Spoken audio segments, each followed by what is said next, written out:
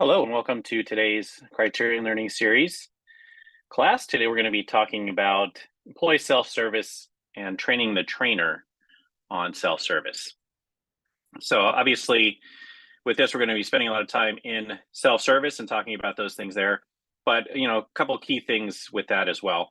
I did want to mention we do have Q&A. If you have questions, we do have people that are monitoring those questions and providing answers. And as well as we have a chat if you'd like to just send messages that are not necessarily a question, maybe a comment on something.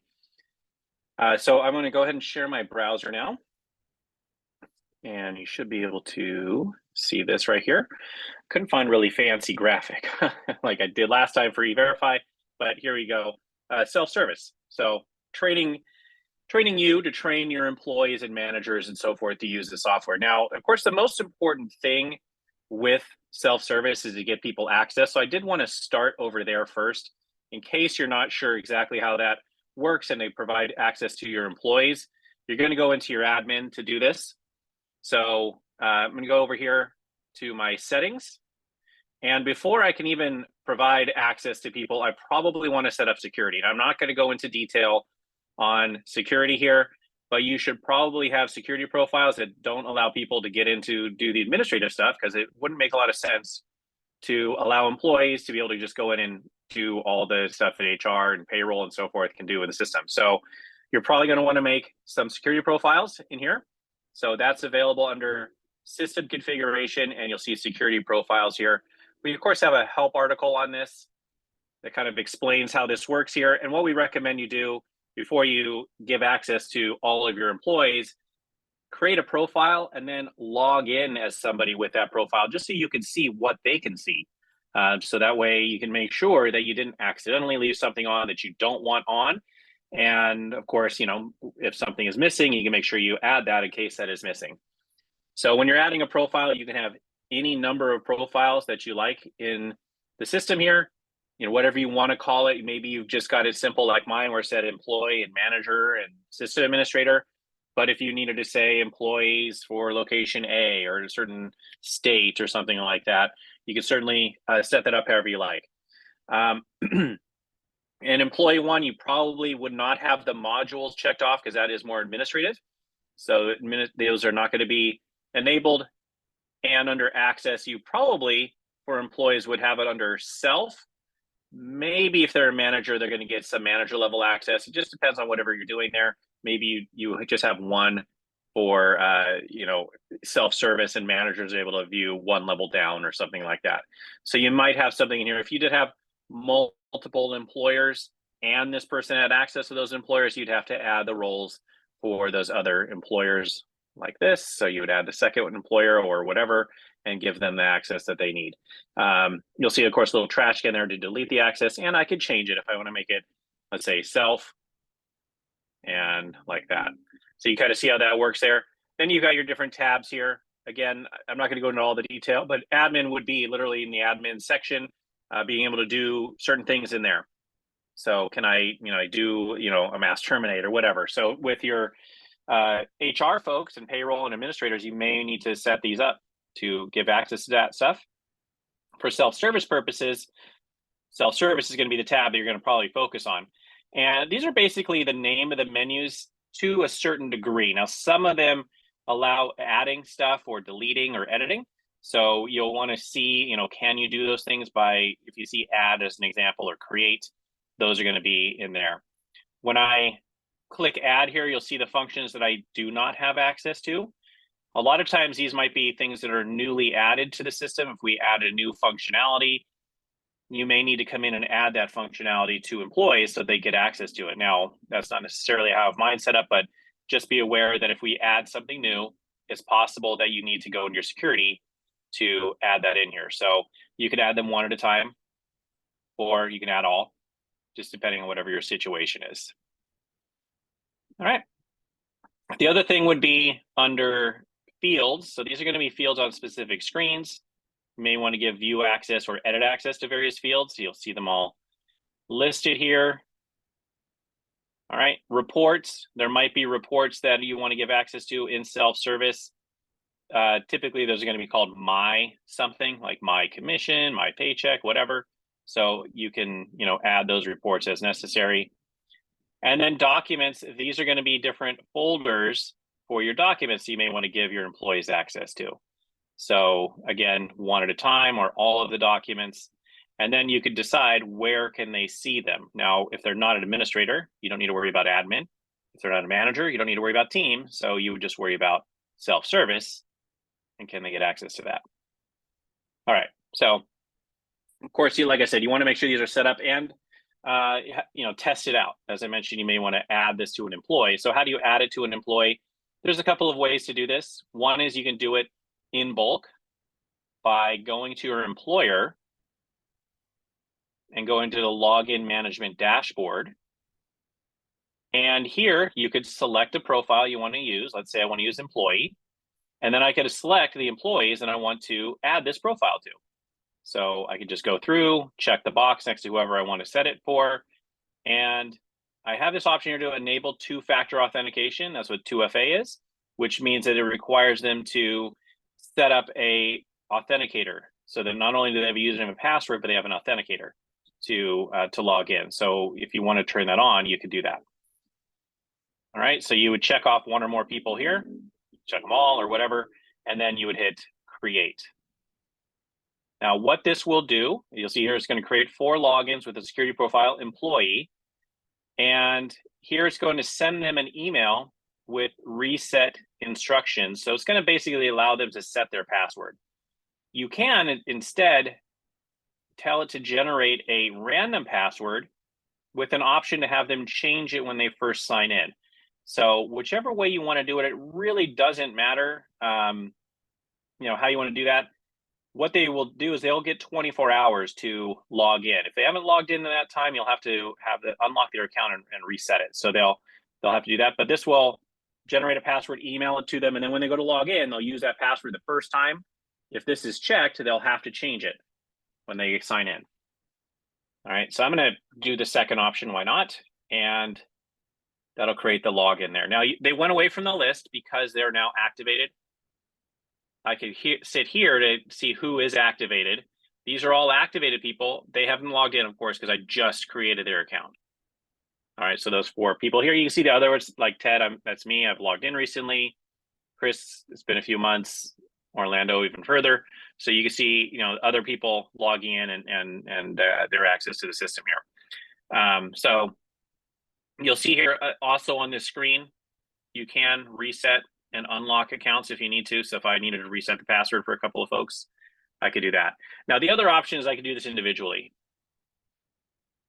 When I exit the employers, it'll tell me, do I want to save? I don't have to. So I could go to a specific employee, go down to miscellaneous and security, and here I can enable their login. Now, the reason you may want to do this is because when you do the other one, that dashboard, you don't have any control over what the username is going to be. And maybe you want this to be something besides their email address. So you might want to change this to, just be like Frederick or something like that. So here you could do this. Change the username. Otherwise, it will use their email address from their demographic screen. I can enable two-factor authentication. And of course, I can assign one or more security profiles down here. So employee is right there. And then I would go ahead and save this. Now, it will send him the email that'll let him set his password. So it's that first option that we saw on the dashboard. If I want to reset it to something maybe I create or a random one, I could do that here. I could make the password, 1, 2, 3, 4, 5 or something like that. And then say, hey, they got to change it the first time they log in. All right, that'll let the person know that that is now set up for them. All right, so that's before they can log in. So that's not really something you're going to show the employees, but it's something you need to do to be able to allow your employees to log in. Now, training in self-service, of course, that all matters on what you've enabled here. I have everything enabled. So you might possibly not be showing certain things to your employees because they're not going to be using that in the system here. So there might be widgets that are not turned on in your system. There might be menu items not turned on in the system, and that's okay. It's just how mine is configured. Yours would be slightly different. And that's, you're not going to teach on something that you're not using. So don't worry about that. So here in self-service, there's a few things I'm going to go over before I talk about all the different widgets. Up here at the top, so we have some options up here in the top right. So the first one is if you see the little picture of Ted here, he can sign out. And if he was in multiple companies, he can switch employers. We also have a new setting that we introduced a month or so ago in the latest update, where if they have multiple profiles, security profiles, they can switch between their profiles. That is located here under this menu. So you may need to show your employees that if they're in multiple employers or they have multiple security profiles, they'll have an option to do that. This sign out, of course, will sign them out of the system, and it takes them back to your login screen. All right. Now, one of the things on here on this login screen, you do see this forgot password thing. This allows them to put in their sign-in name, and then it will send a reset instruction to their email address.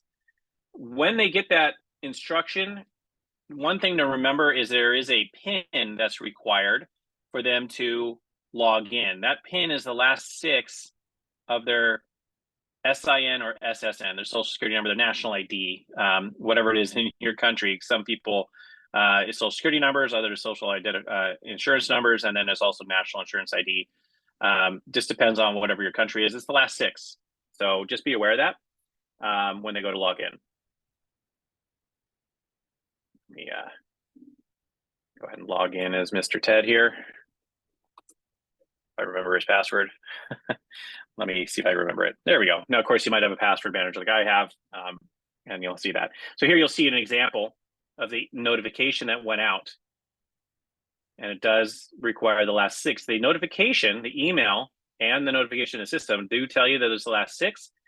But when you get into the system and you go to log in and create your password, it does not tell you that it's the last 6. So just be aware of that. You may want to let your employees know. All right. So I'll just go ahead and mark that as completed there. All right, so that's under this menu here, the sign out, as well as switching employers and security profiles. This right here is showing me the tasks that I need to perform. So he's got 8 tasks, and I don't know why the menu is not showing it. It should show that in here, but the tasks are also right here. So this is letting me know I have 8 different tasks to perform. If you count this up, you'll see there's 8 different tasks. As you may be aware, the tasks are things like I might need to approve something. Maybe I need to do onboarding, like I need to verify my address or something like that. Could be a form I need to process. I need to either approve it myself or I need to complete it. So it could be something like that. So that's what a task would be. As I complete things, they are going to be knocked off the list. So as an example, this form right here, when I submit this, it'll knock this down to 7.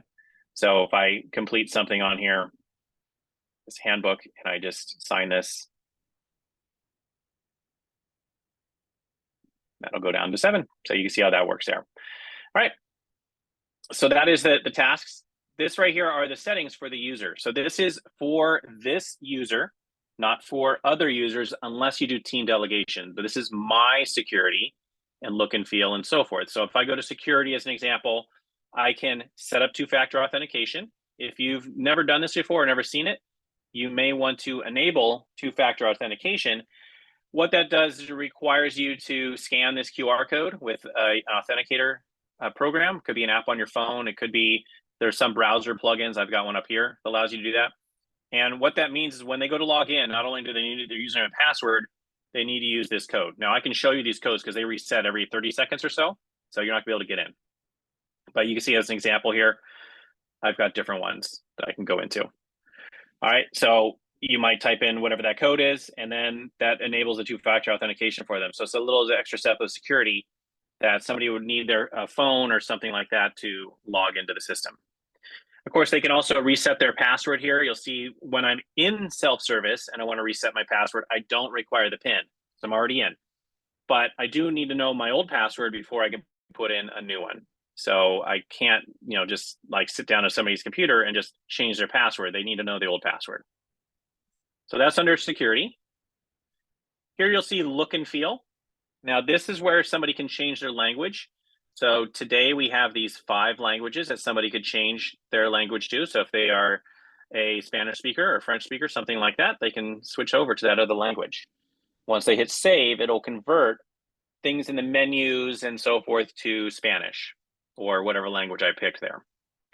A couple of other options here. So one is that send me an email when there's a posting in any of my communities. What's a community? It's this screen right here, this right here. All right, so I've got various communities set up. I think I have 2 of them, webinar and training. So if I'm a member of those 2, which I am, I would get a notification if I had that enabled anytime there was a posting. So it lets me know, I get an email, let me know about that. The other thing you can say is send me an email when there's a reference to me in the posting. So I don't necessarily need to know about all postings, but if somebody says, hey, Ted, or something like that, like they give me a badge or something, I probably want to know about that. And so go ahead and send me a message on that. All right, so if I do a badge for Ted and I did that here, I would get, well, I can't do it for myself, but let's say Sean here had it turned on, did a badge, he would get a notification about that particular thing there. All right, so that is the look and feel. The last one here, the chatbot, that enables a little chatbot for time off and time off balances. So people can do time off balances through a chatbot if you want to enable that. Just so you can see what the Spanish or other languages look like. So now when I go to my homepage, now you'll see there's stuff that is not in Spanish because I did not put the translation in there for that. So these are user controlled things. They're not something that we control. Criterion doesn't control what you call these things. So that's why they're not in that. But you'll see here, like, you know, my time off balances, these menu items and so forth. These are all in Spanish. If I go to a place where there's a drop-down menu and I have different codes like this, I would have to put that in that language. So when I go to my benefits or my profile and I look at you know, my timesheet or whatever, the drop-down menus, those all need to have the Spanish equivalent if I wanted to show that. Otherwise, it's going to be in whatever you have as your English. But you can kind of see how that is showing all in Spanish. And of course, if they want to switch it back. All right. Let's go down quickly here. So calendar is where somebody can set up 1 or more calendars for different things in the system. So I'm going to do this real quickly here, create a calendar. You can see here, I've got 6 different options. I can choose more than 1. So if I want a calendar that shows company events and holidays as an example, I might call it events and holidays. I can create that holiday and event calendar. It's going to look at my holidays that I qualify for, as well as the events that I'm a member of the group, and it'll create this little calendar for me. I can say this is my default calendar if I want. I can also enable an iCalendar. And partial days as all day really doesn't apply to these 2, but for time off, it would. So if I do team time off or my time off, and somebody did like 2 hours of vacation, it would show that as all day. All right. Now you'll see when I did that enable iCalendar, it has this link. I can now copy this link and use that on my phone or in my Outlook or Google Calendar or stuff like that to see those outside of the system. Somebody doesn't have to be logged in to see their calendar. All right, and you'll see I get a little icon here to copy this if I don't want to just like right click and copy. You can have as many calendars as you like. And if I create this link that's like my time off, I could actually share it with somebody else. But so just be aware that if I make one for my own, you know, whatever, if I share this link with somebody else, they're going to see my calendar. So don't just willy-nilly share the link unless you know exactly what you're doing. All right, delegation. So this is, I'm going on vacation, I'm going to be out of the office, something like that, and I want to delegate any task that's assigned to me to somebody else. So I come out here, choose Chris as an example, say the dates that I'm going to be gone, maybe it's going to be next week, take the week off, and I hit save. What'll happen is, effective on Monday, Chris is going to get all of my things that I'm the approver on. Now, not if it's something specifically for me, like he's not going to get my onboarding tasks, but let's say somebody does a time off request, it comes to me, normally it would go to Chris during this date range. After the 1st, it's going to come back to me. So that's how that works right there. He's going to get a notification letting him know that he was selected as my delegate, so he'll be aware of that. course, if he doesn't check his email, he won't, but if he does, he's gonna see those and that's gonna get redirected to him for that time frame. All right, notifications. This is an important one for people who want to get a bunch of notifications on things about stuff happening in the system. So first off, you'll see where you can set your phone to receive SMS. So if somebody wants to get notifications on their phone via SMS, they can choose their cell phone from the drop down. When they hit send code, it will text a code to this. So we verify that it's your phone. And then they type the code in here and hit save. That'll enable a whole column here called SMS where they can opt into those messages. All right. Now, all of these here are all of the notifications that are turned on in my system. I'm not going to go over every one of them, of course, but these are all turned on. The check marks are ones where I have that enabled by default for my, for let's say self-service or email. So there's two things you need to do. First off, you need to enable the notification, and then you can choose to enable it for these or allow the employee to opt in so they can turn on these ones if they like. All right, so that's your choice on those. They can go through and see which ones they're going to be getting. He's getting a lot of them, obviously. All right, and then team delegation. So I am the manager. I need to set the delegation for Chris while he's gone. He's gone this week, and for the time being, it's going to go to Rebecca. So during this week, anything that was going to Chris, let's just say from Monday, even retroactively through Friday, is now going to go to Chris. So she's going to get all of his things during that time frame. Allows me to set that for him. Maybe he forgot. All right, so that's everything into the settings. Let's look real quick under this. So this is where employees can clock in and out. If you have that, let's say they are a clock in and out type of person, they can clock in and out or get to their timesheet. So mine, I have very simple clock in and out with just a pay code and a project. Yours could be certainly a lot more than this. And then of course, I have it looking at my location because I have geofencing turned on. But you'll see here, I can stop time now. Enter time takes me to my timesheet. All right, requesting time off. That's going to take me to do a time off request. The one thing this doesn't show is my time off balances first. So employees may want to take at least a peek at their time off balances here before they do that. So just a reminder to them that they can request time off, but take a look here. I have 64 hours of vacation. Now, of course, they can go to the My Time Offs menu and see that too. All right, and then the last thing here, they can view their pay stub. So that takes them to their pay history, the last pay stub that they received. All right, so very simple view on that. Now, the different widgets here, let me go over them quickly. Onboarding will show if an employee has at least one onboarding task that is not completed.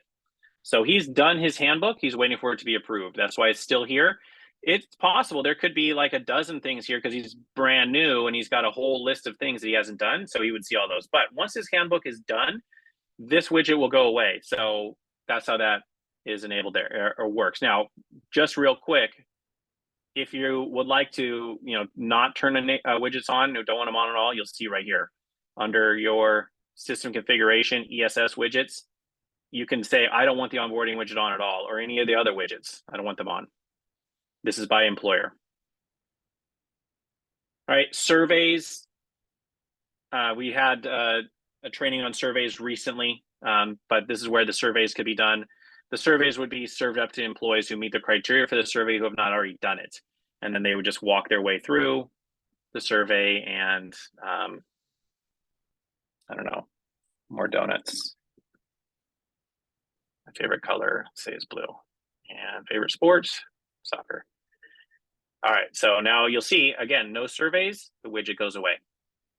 Feedback, this allows you to do that quick feedback for employees, so you can request or give feedback for employees. The key thing here is these questions do need to be set up. If they're not set up, you can't really use this because there's nothing for them to give feedback on. So these are defined in your rules, in your engagement here, feedback, and you'll see the questions right here. All right, the notifications, we've talked about these as things are happening. I'm going to get notifications. So you saw one when I did that reset password, and I've got some here for an application that was submitted and other things out here. These can be cleared just by checking the box. That'll clear off the notification. You'll notice here I've got 3. Obviously, as I'm clearing these, they're going away. All right. Going down, here's the attendance. So he's supposed to be on vacation this week. He's got 8 hours each day, or maybe I have it so it automatically gives me 8 hours a day. I don't remember, but this is showing me my time off for the month, or not my time off, but my time on a timesheet for the month. It could be time off, could be holidays, could be my hours worked. Click on this to bring up my timesheet. Yeah, I have it automatically generating hours. So that's where that has 8 hours per day. Upcoming time off. So if I had gone through that time off request and it had been approved, it would show up there. So if I do vacation real quick, like I said, next week, I want to do the whole week off. That's why I set my delegate. And I'm going to say all day. Notes, going to the coast. And submitting this now. I don't remember if I have an approval on here or not. I do, so it's not going to show up in my time off until this is approved.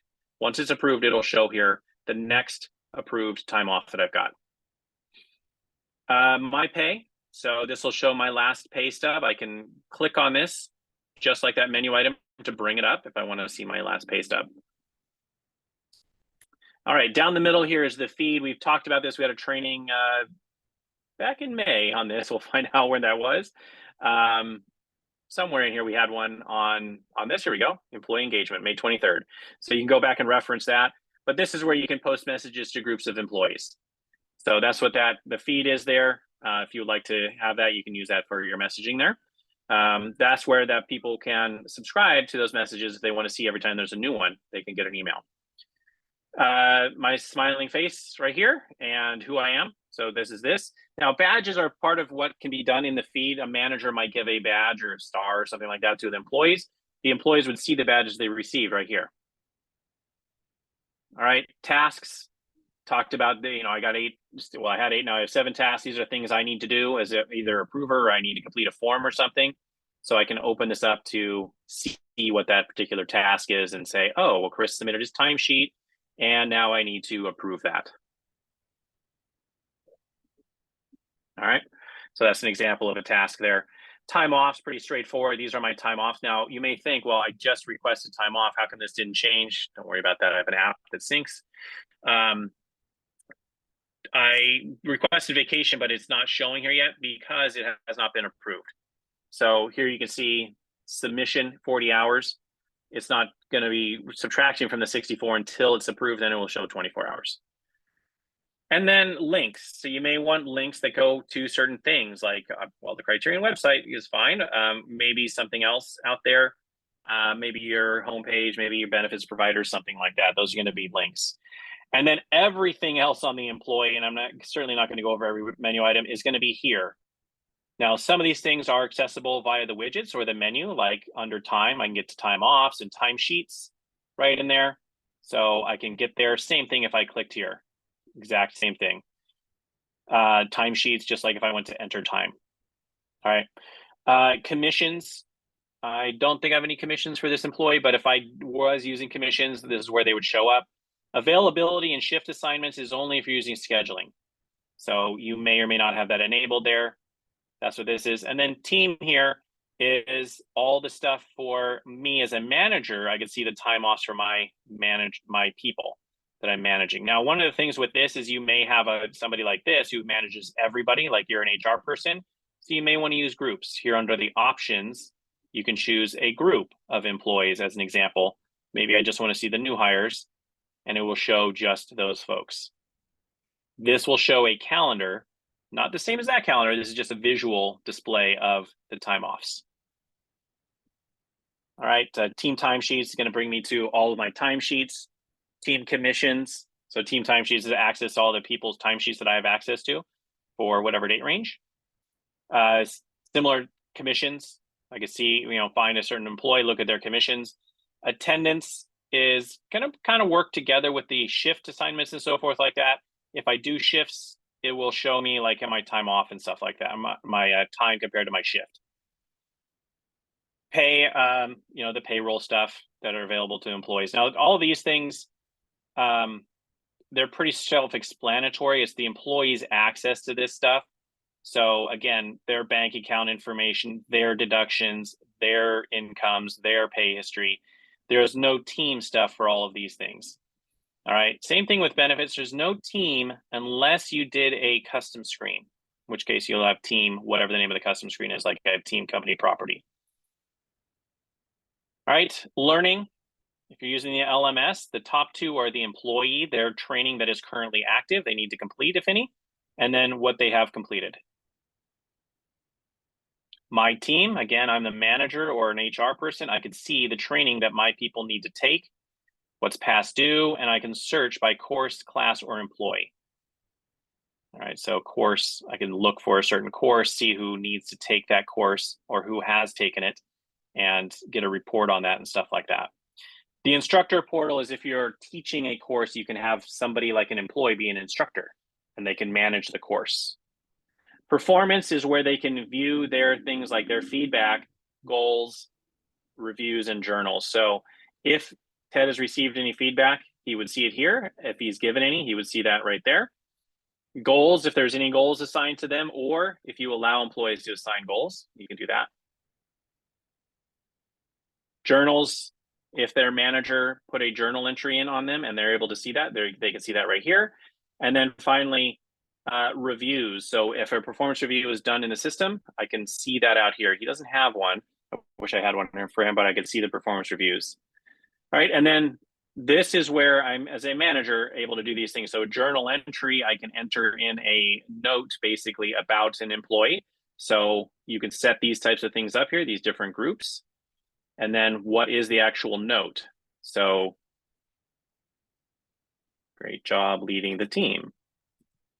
All right, maybe an attachment on there. Private means the employee cannot see it. If it's not private, they can click on My Journals and see it. So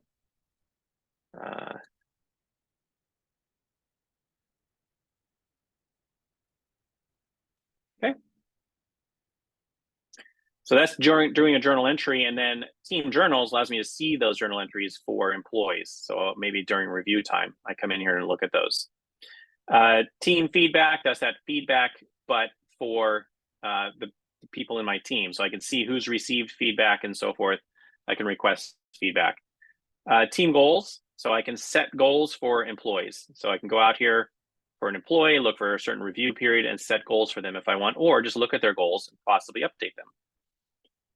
Team journals, I just mentioned, and then team reviews, I can see the reviews for my employees that have completed reviews. All right, last stuff on employee stuff. We're not going to cover recruiting information, but their personal information, demographics, address, dependents, and then you'll see I got some custom screens down here. So demographics is their demographics. Depending on how you have this set, they may or may not be able to update this with an approval workflow. All right, same thing with address. May or may not be able to update this. You'll see this one, he actually has one in process. This is what it looks like when it has not been approved yet. So whatever he changed needs to be approved before it'll update in the system. Dependents and contacts. This is where it's going to show dependents and possibly emergency contacts. This one was submitted, but just so you can see the detail here, you may have seen this stuff in the past. All right, so your employees could add in their dependents and emergency contacts, particularly useful if you're going to use the benefits. Didn't talk about that. I will come back to that in a second. And then these are custom ones, so you wouldn't see vaccinations, sports, or team sports. Those are custom screens that got added. Employment is their job and pay information. So, their hire date and so forth, their employee number, possibly you're using these fields, they may be renamed, but in payroll ID and things like that. Primary job or primary position here. So you can see this information. This is their current information.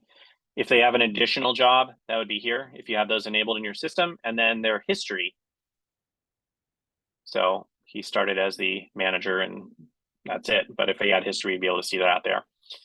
Benefits, I'm going to cover that and then we'll wrap it up. So benefits would be any benefits that are assigned to this employee. I think he's got some inactive ones here.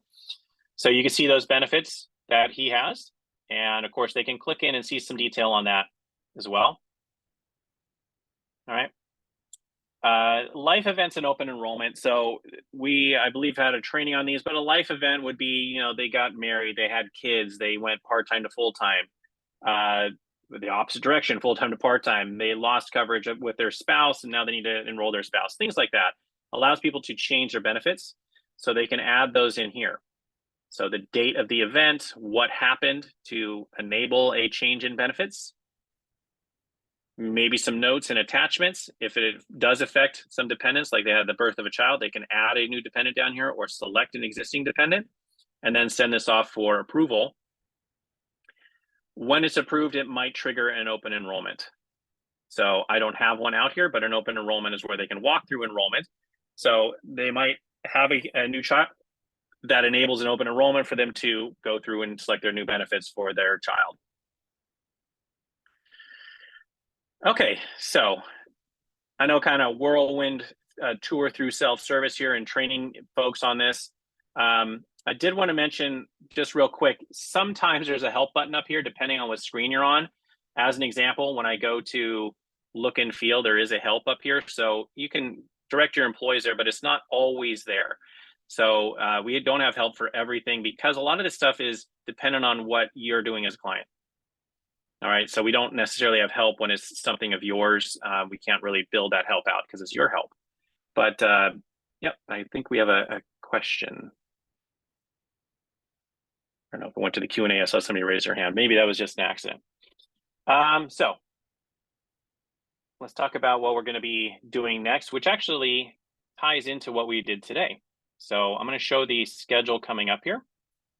And the very first one you'll see on here is notifications. So we talked about notifications as part of self-service. You saw them over there on the right. This is more the configuration of notifications. So how do you set them up? How do you change them and turn them on and so forth? So that's what we're going to be covering in a couple of weeks.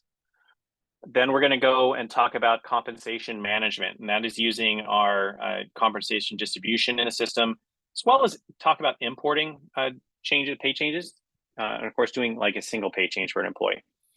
Then we're going to walk quickly through payroll processing. That one is going to be a very high level because we know some companies do things a little differently or they got different rules and so forth. So it's going to be kind of like a generic payroll processing. And then employee management. What that is, they're using things like the mass hire, mass termination, mass leave of absence. I believe a little bit after that, we're going to actually dive right into leave of absence. So we'll talk about that new feature there. But those are our next 4 items that are coming up here. As a reminder, questions on self-service, on any of the setup that I talked about today or the options, always can reach out to us there. You'll see our number and email address there. That'll get to your account specialist so that you can ask those questions and get some help on that. Otherwise, thank you for joining us today. Really do appreciate that. I hope to see you all again in a couple of weeks. So thank you very much.